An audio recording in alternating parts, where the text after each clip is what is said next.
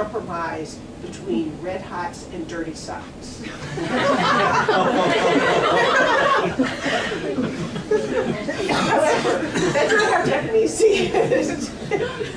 and I see it as an acquired taste. I mean, I don't know, I only had truffles once, like last year, and I also thought it's an acquired taste. Like, it was very stinky. And matsukake's in that category where the first time I had matsutake, I thought this is really disgusting, and now I really love it. So you have to learn how to love the smell, and also you have to cook it in a Japanese way, ideally, which is not to combine it with butter or oil or other kinds of like things that are going to get in the way of the smell. So you have to hold on to the kind of cleanness of it.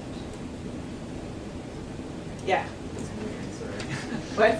It's me again, sorry. Okay. I guess like you're talking about the mushroom at the beginning as being a survivalist kind of organism, right? Like it survives like harsh environments. You made reference to the war in terms of the bombings, how it survived in terms of conditions of nuclear bomb would absorb the radiation.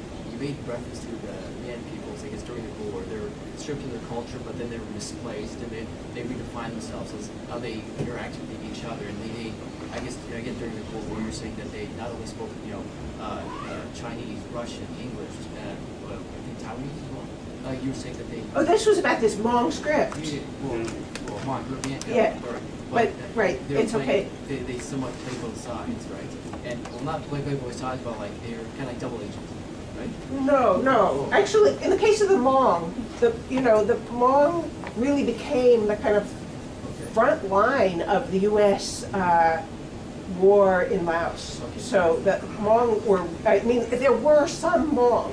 And so when I talk to people all want to tell me their war stories. That's the big thing they want to talk about. But so Hmong did talk about how when they were captured by the Pathet Lao, they got out because they had cousins who were working for the Pathet Lao. So that's kind of the stuff that you're talking about. But Hmong Americans are among the most fervent anti-communists that you're going to find in the United States right now. So I think my point was that they're survivors, right? They're survivors, their capabilities, and I guess they're invited, as you said, over to the states after the war, right? Partly because they're moderate with the states, but again, they're allies, right? So I guess in that sense, they're survivors. They have survivalist techniques, so like yours using mustang mushroom is a survivor. So like, would you be suggesting that like again with the matsutake mushroom and with the Hmong, that those organisms are exploited for their capabilities? To get rid of the topsoil, and then the matsutake start coming out. Back there, yeah. I just wanted to pick up on this question here because I've been thinking about survive too recently, and thinking about it in terms of the French and the etymology of it. Vivre, to live, and sur was the surplus, and so it's living too much or beyond. And so it's always a relation because you're living beyond relation to those who have died. And so the survivors of the Holocaust, or the survivors of a massacre, or when you are surviving your parents who are deceased, you're always living a bit too much. So there's always the relation with others and some pain as well. It's always there. That's really interesting. Thank you. I have to think about that.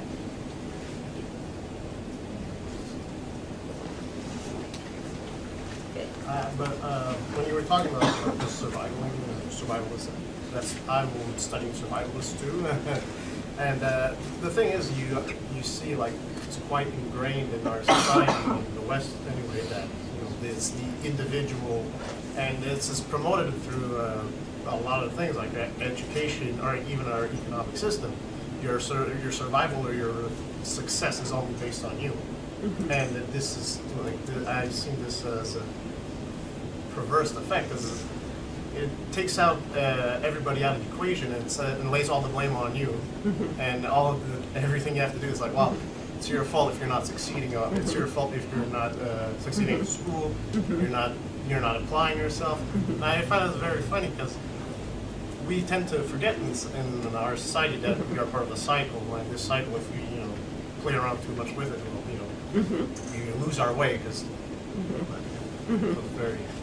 Yes, that is exactly. I mean, I think we forget not only that we need other people, but that we need other species too. And I mean, you can see I was reading these sort of big history kind of books, and they all imagine this future where humans are going to go to some other planet and live there because they've completely destroyed this one. Now, I don't know which bacteria and fungi and other kinds of life forms they were planning to bring to them with that other planet, but the people who have that fantasy probably don't realize that they could not make it at all if they were just humans off in some spaceship somewhere. And, yeah. Oh, nothing. I was going to say, in French, IKEA has tel quel, as is. And tel quel is a beautiful sounding way to say it. So what does that mean to It means as is, tel quel. Okay. It's really not relevant. Paul, we could end on that.